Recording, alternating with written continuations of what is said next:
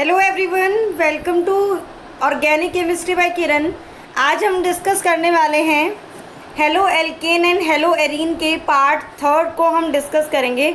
Already हम part 1 and part 2 को discuss कर चुके हैं। स्टूडेंट्स, अगर अभी तक आपने वो वीडियो नहीं देखी है तो आप पहले देखो, ताकि हम मेथड ऑफ प्रिपरेशन को कंटिन्यू कर सकें, क्योंकि आज का जो टॉपिक है वो उसमें हम मेथड ऑफ प्रिपरेशन को ही कंटिन्यू करने वाले हैं।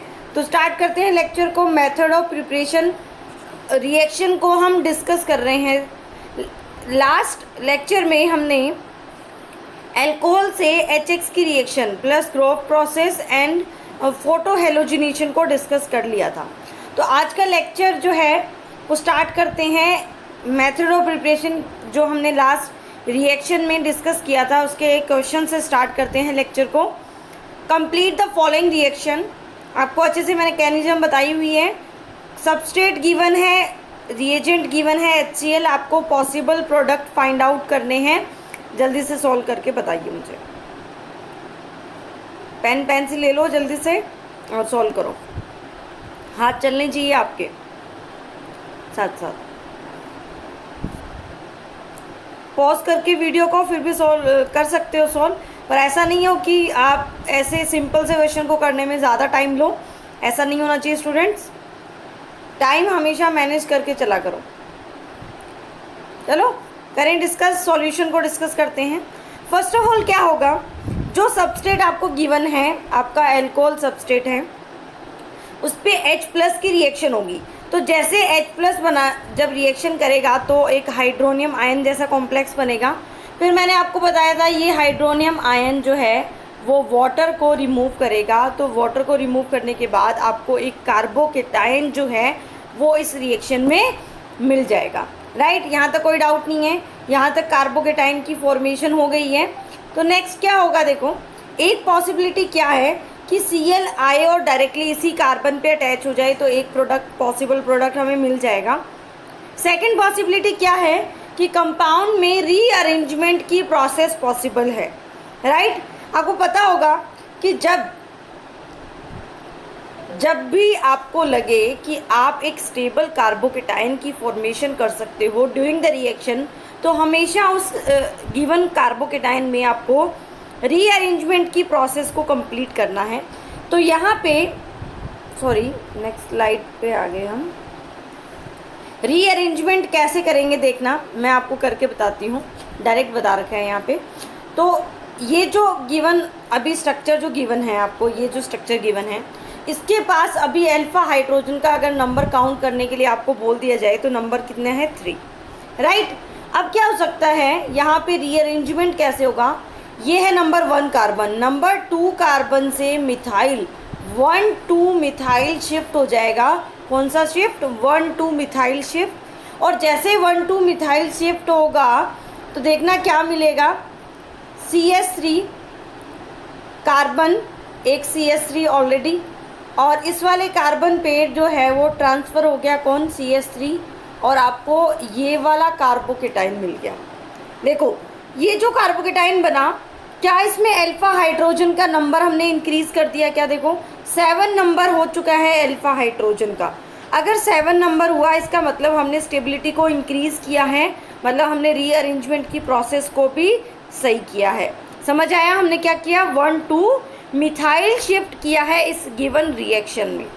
अब क्या होगा, अब ये जो आपको रीअरेंज प्रोडक्ट दिख रहा है, उस रीअरेंज प्रोडक्ट पे Cl आएगा और अटैच होके क्या बना देगा, आपका प्रोडक्ट बना देगा। मतलब 2 प्रोडक्ट आपको मिल जाएंगे। एक तो विदाउट रीअरेंजमेंट Cl वहीं पे अटैच हो जाए, दूसरा क्या होगा, रीअरेंजमेंट के बाद स्टेबल कार्बोकेटाइन बने और उस पर क्या ऐड हो जाए, Cl ऐड हो जाए। राइट, तो अब हम नेक्स्ट प्रोसेस को स्टार्ट करते हैं। तो नेक्स्ट रिएक्शन हम डिस्कस करेंगे बाय SOCl2। एक बात ध्यान रखना, अभी हम देखो हमने फर्स्ट रिएक्शन अल्कोहल की डिस्कस की थी और सेकंड रिएक्शन को हमने फोटो हेलोजिनेशन ले लिया था। एक्चुअल में अल्कोहल एज ए सबस्ट्रेट और भी रिएजेंट प्रेजेंट होते हैं जो एल्काइल हैलाइड की फॉर्मेशन कर सकते हैं। तो हमने उसका ए पार्ट जो HX था वो हमने लास्ट लेक्चर में डिस्कस कर लिया था। आज हम उसी के बाई एल्कोहल वाले के सेकंड पार्ट को हम डिस्कस करने वाले हैं, और वो प्रोसेस है बाय SOCl2, थायोनिल क्लोराइड इसको बोला जाता है, और इस प्रोसेस को नाम दिया जाता है डार्जन प्रोसेस। इम्पॉर्टेंट रिएक्शन है, जेई मेंस में पूछी हुई रिएक्शन है, तो ध्यान से समझ के चलना। देखो क्या होता है, SOCl2 को क्या बोला जाता है, थायोनिल क्लोराइड बोला जाता है। It is the best method of preparation of RX and ROH। RX मतलब RCl, किस टाइप के जो एल्काइल हैलाइड है, एल्काइल हैलाइड क्लोराइड की प्रिपरेशन के लिए इसको बेस्ट मेथड बोला जाता है। क्यों बोला जाता है देखते हैं। जब भी इस रिएक्शन में क्या होता है, ROH SOCl2 के साथ रिएक्ट करता है in the presence of pyridine, तो हमें रिएक्शन का प्रोडक्ट क्या मिलता है, RCl, HCl एंड SO2। मतलब जो है SOCl2 ने Cl एटम जो है वो प्रोवाइड किया होगा किसको, ROH को, RCl आपको मिल गया। बेस्ट मेथड क्यों है देखो समझना मुझे, एक बात ध्यान से सुना। SO2 बनेगा, SO2 गैसेस फॉर्म में है तो वो रिएक्शन चैम्बर से बाहर निकल जाएगा। HCl जो बनेगा रिएक्शन का बाय प्रोडक्ट, वो pyridine एक बेस है और HCl एक एसिड है, तो इन दोनों के बीच में रिएक्शन हो सकती है, वो कौन सी, acid base reaction. HCl is a acid and pyridine is a base. क्या आपको स्ट्रक्चर पता है pyridine की, कुछ इस टाइप की स्ट्रक्चर होती है, राइट। तो इस pyridine में नाइट्रोजन के पास लोन पेयर प्रेजेंट है किस पे, नाइट्रोजन के पास। तो इस नाइट्रोजन के लोन पेयर के साथ HCl इंटरेक्ट करके सॉल्ट बना सकता है, तो HCl भी यहाँ से रिएक्शन चैम्बर से जो है वो अलग हो जाएगा, तो सिर्फ आपको प्रोडक्ट मिलेगा RCl। इस वजह से ये जो रिएक्शन होती है, this is the best method of preparation of alkyl halide chloride, right. चलो आगे डिस्कस करते हैं, और वही चीज़ें लिख रखी है। SO2 गैसियस स्टेट में है तो वो स्केप्ट आउट हो जाएगा। HCl can react with the pyridine, तो प्योर फॉर्म आपको किसकी मिलेगी, RCl की मिलेगी। कोई डाउट, यहाँ तक कोई डाउट नहीं है, वेरी सिंपल। जेई मेंस में पूछा हुआ है तो ध्यान रखना।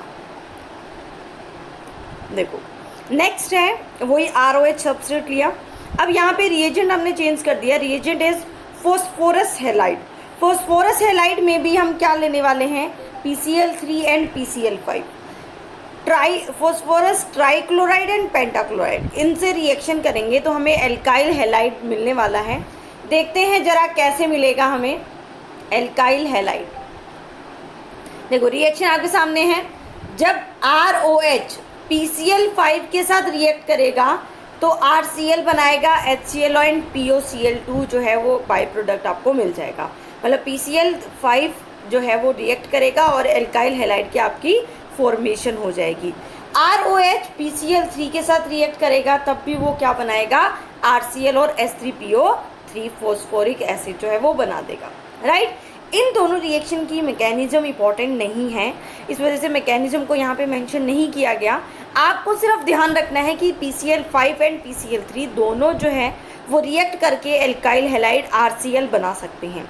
एक और पॉइंट ध्यान रखने वाला है, वो क्या है कि देखो फर्स्ट रिएक्शन में तो ROH का 1 मोल PCl5 के 1 ही मोल से रिएक्ट कर रहा है, बट सेकेंड रिएक्शन में 3 मोल ROH के सिर्फ 1 PCl3 के साथ रिएक्ट करके 3 मोल ऑफ RCl की फॉर्मेशन कर रहे हैं। तो कई बार मोल से रिलेटेड भी क्वेश्चन आ जाता है, बहुत बार पूछा हुआ है, जेईई मेंस में पूछ लिया जाता है, तो ये भी आप ध्यान रखना कि PCl5 के लिए कितने मोल की रिक्वायरमेंट है एंड PCl3 के लिए कितने मोल की रिक्वायरमेंट है। तो ये एक इम्पॉर्टेंट पॉइंट हो गया इस रिएक्शन का, ध्यान रखना, राइट। समझ में आया, कोई दिक्कत नहीं है। चलो आगे चलें, नेक्स्ट रिएक्शन को डिस्कस करते हैं, third reaction method of preparation की, और वो क्या है, by addition of HX on alkene और ओलेफिन।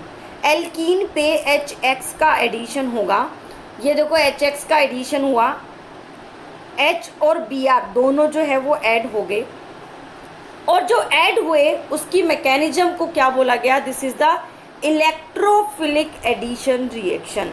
अब हम डिस्कस करेंगे कि क्या होती है इलेक्ट्रोफिलिक एडिशन और किस टाइप से ये HX जो है वो ऐड हो जाता है आपके गिवन एल्कीन से, तो करें डिस्कस, तैयार हो आप? चलो,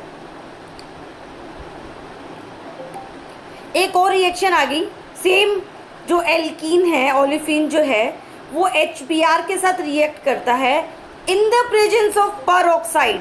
तो यहाँ पे भी आपको वही एडिशन वाला प्रोडक्ट मिलता है, एल्काइल हेलाइड या ब्रोमाइड जो है वो प्रिपेयर हो जाता है इस रिएक्शन में। बट इम्पोर्टेंट बात क्या है कि यहाँ पे जो मैकेनिज़्म फॉलो होती है वो मैकेनिज़्म होती है फ्री रेडिकल एडिशन रिएक्शन। अब देखो, अगर आप ध्यान से देखो तो मैं बैक स्लाइड को बैक करती हूँ, यहाँ पे सिर्फ HBr था तो रिएक्शन थी इलेक्ट्रोफिलिक एडिशन, ध्यान रखने वाली चीज़ है। और यहाँ पे HBr के साथ पर ऑक्साइड आया तो रिएक्शन हो गई फ्री रेडिकल एडिशन।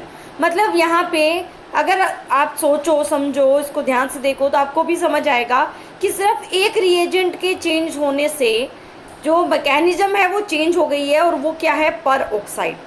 पर ऑक्साइड प्रेजेंट है तो मैकेनिज्म फ्री रेडिकल एडिशन हुई, और अगर पर ऑक्साइड प्रेजेंट नहीं है तो इलेक्ट्रोफिलिक एडिशन हुई। राइट, ये चीज़ क्लियर हुई, डिफरेंस क्लियर हुआ कब कैसे होगा। दोनों के प्रोडक्ट को भी अगर आप देखो तो डिफरेंट प्रोडक्ट बन रहा है। Br की पोजीशन को देखो ध्यान से, Br की पोजीशन में भी क्या आ रहा है, चेंज आ रहा है। तो ये सारे जो कॉन्सेप्ट हमें दिख रहे हैं, इसमें जो राज छुपे हुए हैं वो सारे हम अभी खोलने वाले हैं, सारे राज। तो अभी हम देखते हैं कि कैसे मैकेनिज्म हुई और किस टाइप से प्रोडक्ट हुआ बना। ठीक है, तो स्टार्ट करें वन बाय वन। पहले इलेक्ट्रोफिलिक एडिशन को ही ले लेते हैं। देखो, इलेक्ट्रोफिलिक एडिशन रिएक्शन कैसे होगी। आपकी ओलिफिन, ये आपकी ओलिफिन है, इस पे HBr की रिएक्शन होगी और ये RDS स्टेप होता है। RDS कैसे पता चलता है आपको, केमिकल काइनेटिक्स के एक्सपेरिमेंट करने से पता चलता है। राइट, पता है ना आपको, ऑर्डर ऑफ रिएक्शन को आप फाइंड आउट करते हो, रिएक्शन का कंट्रोल फाइंड आउट करते हो। तो ये आपका HBr। ओलिफिन एल्कीन क्या होती है, इलेक्ट्रॉन रिच स्पीसीज है, तो उसके पास इलेक्ट्रॉन की डेंसिटी प्रेजेंट है। वो किसकी तरह एक्ट करती है, एल्कीन एज ए न्यूक्लियोफाइल, और वो न्यूक्लियोफाइल डायरेक्टली अटैक करता है किसके साथ, H आयन के साथ। किसके साथ, HBr के H पॉजिटिव के साथ, और इस Br को कर देता है बार। तो यहाँ पे क्या होता है एक बार देखना, समझ में आया। एल्कीन जो है वो इलेक्ट्रॉन रिच स्पीसीज है, तो वो HBr पे के H पॉजिटिव पे अटैक करेगा, क्योंकि H पे पार्शियल पॉजिटिव साइन होता है। राइट, ये तो पता है आपको। तो जैसे ही इसने अटैक किया तो देखो कैसे होगा, पहले इसमें इलेक्ट्रोमैग्नेटिक इफेक्ट लगेगा, इलेक्ट्रॉन जो है वो एक तरफ ट्रांसफ़र होंगे और फिर उसके बाद क्या होगा, अटैक होगा। तो जैसे इलेक्ट्रॉन ट्रांसफ़र होंगे तो यहाँ पे तो H आ जाएगा आपका, जिस कार्बन से उसने अटैक किया, और ये जो कार्बन था उस पर क्या चार्ज आएगा, पॉजिटिव चार्ज, क्योंकि वहाँ पे क्या बन जाएगी, डेफिशिएंसी बन जाएगी इलेक्ट्रॉन्स की। राइट, यहाँ तक क्लियर हुआ। सिर्फ क्या हुआ है, यहाँ से HBr में H पॉजिटिव ऐड हुआ है। ये रिएक्शन का RDS है, ये बात इंपॉर्टेंट है, ध्यान रखना। चलो आगे करें डिस्कस। तो देखो अब क्या होगा, इंटरमीडिएट बना आपका कार्बोकेटाइन। जब भी रिएक्शन में इंटरमीडिएट कार्बोकेटाइन बनता है तो आपको पता है रीअरेंजमेंट आप करोगे। बात समझ आई, कहीं भी आ जाए ऐसे क्वेश्चन तो आप रीअरेंजमेंट करोगे। 1 2 कौन कौन से होते हैं बोलिए, 1 2 हाइड्राइड शिफ्ट, 1 2 मिथाइल शिफ्ट या एल्काइल शिफ्ट बोलते हैं उसको, ring expansion and ring contraction. ये 4 टाइप की रीअरेंजमेंट जो प्रोसेस होती है वो पॉसिबल होती है। राइट, अब क्या होगा, ये जो कार्बोकेटाइन आपका प्रेजेंट है उस पर Br जो है वो रिएक्ट करेगा, और वो रिएक्ट करने के बाद आपका प्रोडक्ट बनाएगा इस टाइप से। ये Br माइनस इस पॉजिटिव आयन पे रिएक्ट करेगा और प्रोडक्ट आपको मिल जाएगा। राइट, तो सिंपल हुआ, बस कुछ नहीं करना, पहले इलेक्ट्रोमैग्नेटिक इफेक्ट करके और कार्बोकेटाइन की फॉर्मेशन करनी है। अगर रीअरेंजमेंट हो सकता है तो करो, और उसके साथ क्या ऐड कर दो, Br को ऐड कर दो। कोई डाउट, चलो आगे डिस्कस करें। और इम्पोर्टेंट बात क्या है कि इस एडिशन को बोला जाता है मार्कोनिकॉफ एडिशन। क्या बोला जाता है इसको, मार्कोनिकॉफ एडिशन बोला जाता है। मार्कोनिकॉफ रूल के अकॉर्डिंग जो है वो एडिशन होता है। क्यों होता है देखो, एक समझना, मार्कोनिकॉफ ने सिंपल सा फंडा दिया था।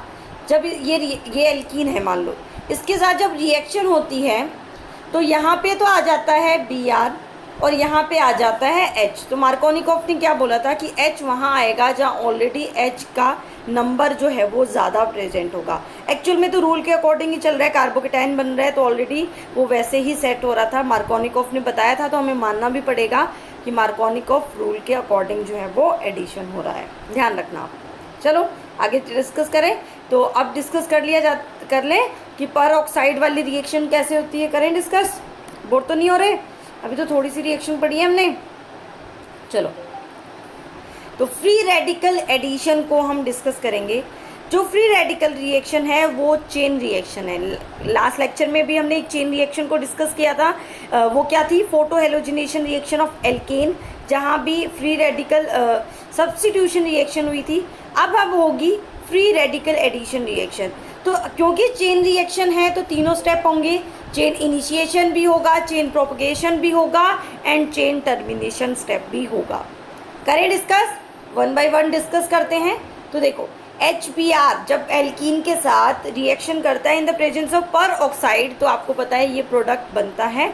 तो पहला स्टेप क्या होता है, चेन इनिशिएशन स्टेप। यहाँ पे चेन को इनिशिएट करने का काम कौन करता है, आपका पर ऑक्साइड करता है। कौन करता है, पर oxide in the presence of heat. जो हीट प्रोवाइड की जाएगी तो वहाँ पे कोई भी बॉन्ड हो हीट की प्रेजेंस में या लाइट की प्रेजेंस में क्या हो जाता है, होमोलाइसिस हो जाता है। तो यहाँ पे होमोलाइसिस होगा और आपको फ्री रेडिकल जो है वो रिएक्शन में मिल जाएंगे। वहाँ तो लाइट इनिशिएट कर रही थी रिएक्शन को, यहाँ पे थर्मल हीट से और पर ऑक्साइड क्या कर रहा है, आपका चेन को इनिशिएट कर रहा है। कोई डाउट? तो चलो अब चेन इनिशिएट होने वाली है, हो ही गई समझो। अब क्या होगा, देखो ये जो RO रेडिकल बना, ये जो RO रेडिकल बना ये HBr के साथ रिएक्ट करता है। तो मैंने आपको कल भी एक फंडा बताया था कि देखो RO रेडिकल के पास एक ही चॉकलेट है, HBr के पास 2 इलेक्ट्रॉन है, 2 चॉकलेट है। RO बोलता है कि मुझे एक चाहिए, तो HBr में से H ने बोला कि चलो मेरी चॉकलेट ले लो, तो लेने के बाद ROH बन गया। Br बेचारा अकेला रह गया एक ही चॉकलेट के साथ, तो उसने क्या बना दिया, Br रेडिकल। तो ये स्टेप क्या हुआ, आपका चेन इनिशिएशन स्टेप। समझ आया, कंपेयर कर पा रहे हो, समझ आ रहा है। जब भी कोई फ्री रेडिकल, आपको एक कॉन्सेप्ट बताया था, जब भी कोई फ्री रेडिकल एक न्यूट्रल स्पीसीज के साथ रिएक्ट करता है तो वो एक नया फ्री रेडिकल जो है वो जनरेट कर देता है।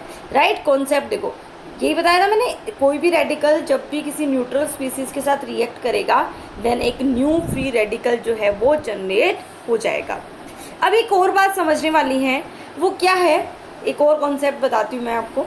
जब भी फ्री रेडिकल एक मल्टीपल बॉन्डेड स्पीसीज के साथ रिएक्ट करता है तो क्या होता है, देखो फर्स्ट वाले केस में तो एक ही बॉन्ड था, तो उस सिंगल बॉन्ड को हमने ब्रेक कर दिया। अब यहाँ पे है डबल बॉन्ड, तो आपको पता है कि जो पाई, ये सिग्मा, ये पाई बॉन्ड जो होता है वो क्या होता है, वीक बॉन्ड होता है। राइट, तो सबसे पहले ब्रेक कौन सा बॉन्ड होता है, पाई बॉन्ड ब्रेक होगा। राइट, पता है आपको पाई बॉन्ड की बॉन्ड एनर्जी क्या होती है, कम। तो सबसे पहले कौन सा बॉन्ड ब्रेक होगा, पाई बॉन्ड ब्रेक होगा। कोई डाउट नहीं है इसमें, पाई बॉन्ड ब्रेक होगा। तो मतलब क्या है कि ऐसा नहीं है कि सिर्फ सिग्मा बॉन्ड से ही फ्री रेडिकल बनते हैं। अगर किसी रेडिकल ने बाई चांस एक पाई बॉन्डेड मॉलिक्यूल के साथ रिएक्शन कर लिया उसने, तो वो भी क्या कर सकता है, फ्री रेडिकल को जनरेट कर सकता है। मतलब किसी एक के साथ आके A अटैच हो जाएगा और दूसरे एटम पे फ्री रेडिकल है वो रह जाएगा। राइट, इस टाइप से मतलब हम क्या करेंगे, हमें जो स्टेबल लगेगा वो हम बना देंगे। राइट, तो दोनों कॉन्सेप्ट क्लियर है, वेरी गुड। चलो आगे चलते हैं नेक्स्ट पॉइंट पे। अब होगा चेन प्रोपगेशन स्टेप। तो इसमें ये फंडा यूज़ होने वाला है जो अभी आपने समझा। अब जो Br रेडिकल जो चेन इनिशिएशन स्टेप में बना वो रिएक्ट करता है इस पाई बॉन्डेड मॉलिक्यूल जो सामने आपको दिख रहा है। अब क्या होगा, यहाँ पे होमोलाइसिस होगा, इस जो डबल बॉन्ड था उसमें क्या होगा, होमोलाइसिस। अब आप दोनों तरफ यहाँ पे भी Br ऐड कर सकते हो, इस पे भी Br ऐड कर सकते हो। आप वो स्पीसीज क्रिएट करोगे, वो फ्री रेडिकल इंटरमीडिएट बनाओगे जो क्या होगा, ज़्यादा स्टेबल होगा। क्या होगा, ज़्यादा स्टेबल। Br को यहाँ ऐड कर दिया तो यहाँ पे बना फ्री रेडिकल, ये क्या बना आपका, ज़्यादा स्टेबल फ्री रेडिकल। तो समझ आ रही है चीज़ें, यहाँ तो कोई डाउट नहीं लग रहा है। बस दो ही चीज़ें ध्यान रखनी है आपको कि मोर स्टेबल जो है वो फ्री रेडिकल आपको जनरेट करना है। चलो आगे चलें। अब क्या होगा, जो फ्री रेडिकल बना मोर स्टेबल जो हमने बनाया वो HBr के साथ रिएक्ट करेगा। तो वही एक चॉकलेट है, सामने वाले के पास जाएगा, सबसे पहले सबसे अच्छा जो है ना वो H ही होता है, वो पहले जल्दी से जाके उसको क्या दे देता है, चॉकलेट दे देता है। और H ने दिया अपनी चॉकलेट और उसने इसके साथ रिएक्ट कर लिया और फिर से Br रेडिकल को जनरेट कर दिया। ये फिर नेक्स्ट स्टेप में मतलब जो पहले का स्टेप था उसमें रिपीट होता जाएगा जब तक रिएक्शन जो है वो ख़त्म नहीं होगी। इसी वजह से इसको क्या बोला जाता है, चेन रिएक्शन बोला जाता है। राइट, कोई डाउट नहीं है। अब देखो यहाँ पे Br किस पोजीशन पे आया है और पहले वाले रिएक्शन में Br किस पोजीशन पे आया है, डिफरेंस क्लियर हो रहा है ना आपको, कोई डाउट तो नहीं है। चेन टर्मिनेशन स्टेप तो आपको पता ही है। देखो मैं एक बार आपको बता देती हूँ, फिर से अपन देख लेते हैं। अगर मैं बात करूँ कौन सी स्लाइड पे प्रोडक्ट वाली जो बनाई थी हमने, एल्कीन वाली, सॉरी, ये देखो यहाँ पे प्रोडक्ट Br कार्बोकेटाइन के स्टेबल होने की वजह से यहाँ बन रहा था। राइट, देखो ये चीज़ें समझने वाली होती है, ये पॉइंट जो है वो नोट करने वाले होते हैं।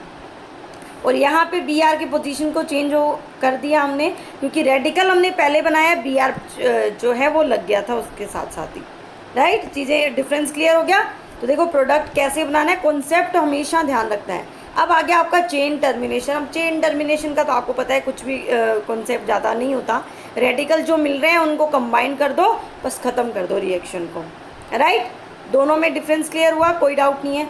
अगर आपको क्लियर हो गया तो जल्दी से मुझे क्वेश्चन सॉल्व करके बताओ स्टूडेंट्स। दो सेम सबस्ट्रेट है, HBr पेरोक्साइड बन रहा है, P एंड Q बन रहा है। आपको फाइंड आउट करना है relation in between P and Q। आपको ज़्यादा टाइम नहीं लगना चाहिए, मुझे नहीं लगता आपको 1 मिनट से भी ज़्यादा टाइम लगना चाहिए। जल्दी से सॉल्व करो, प्रैक्टिस हो जाएगी ना आपको। तो अब अगर आपको 4 मिनट भी लग रहे होंगे तो उसके बाद 2 मिनट भी नहीं लगेंगे, 1 सेकंड भी नहीं लगेगा। आप डायरेक्टली बिना पेन यूज़ करे भी कर सकते हो इसको। जब आपकी प्रैक्टिस हो जाएगी ना तो डायरेक्टली बता सकते हो आपकी क्या प्रोडक्ट बनेगा। जल्दी से सॉल्व करो, फिर मैं आपको डिस्कशन बताती हूँ कैसे करना है आपको। करें डिस्कस, चलो। तो क्या होगा, देखो आंसर आएगा आपका पोजीशन आइसोमर। कैसे होगा देखो, फर्स्ट अगर HBr के साथ रिएक्शन हो तो वो इलेक्ट्रोमेरिक इफेक्ट होके HBr के साथ रिएक्शन करके पहले क्या जनरेट करेगा, कार्बोकेटाइन, और उस कार्बोकेटाइन पे कौन ऐड हो जाएगा, Br। तो ये वाला प्रोडक्ट मिल जाएगा। यहाँ तक आपने सही किया होगा, वेरी गुड। नेक्स्ट क्या होगा देखो, HBr जब पेरोक्साइड के साथ रिएक्ट करेगा तो Br जो है वो इस पोजीशन पे आ जाएगा। क्यों आ जाएगा देखो, क्योंकि जब रिएक्शन होगी, जब RO रेडिकल जब HBr के साथ रिएक्ट करेगा और Br रेडिकल जनरेट होगा, तो वो Br रेडिकल जब इस एल्कीन के साथ रिएक्ट करेगा तो उसको क्या करना होता है, फ्री रेडिकल मोर स्टेबल बनाना होता है। राइट, तो ये जो मोर स्टेबल फ्री रेडिकल वो बनाता है वो कुछ इस टाइप का होता है, इस टाइप का ये बनता है फ्री रेडिकल। ये वाला ज़्यादा स्टेबल होता है क्योंकि बेंजीन रिंग के रेजोनेंस से ये क्या हो सकता है, स्टेबल हो सकता है। तो जब ये नेक्स्ट प्रोसेस में वापस से HBr के साथ रिएक्ट करता है तो इसी पोजीशन पे क्या आ जाता है, आपका H आ जाता है। तो पोजीशन ऑफ Br चेंज हुआ है, इसीलिए क्या हो गए, पोजीशन आइसोमर हो गए। क्लियर हो स्टूडेंट? जो हमने डिस्कस किया था वो हमने जो टॉपिक हमने अभी रिएक्शन डिस्कस की थी उसका क्वेश्चन भी हमने डिस्कस कर लिया। होप आपको समझ आ गया होगा अच्छे से। Right, okay, thank you for watching, all the best students. अगर स्टूडेंट्स आपको कोई भी डाउट हो आप organic chemistry by Kiran Telegram group पे ज्वाइन कर सकते हो, यहाँ पे कमेंट कर सकते हो, और आपको PDF तो आपने लिंक से ले लिया होगा तो वहाँ से लेते रहे, पढ़ते रहे, कोई भी डाउट आए तो आप डिस्कस करते रहे। Okay, all the best, bye.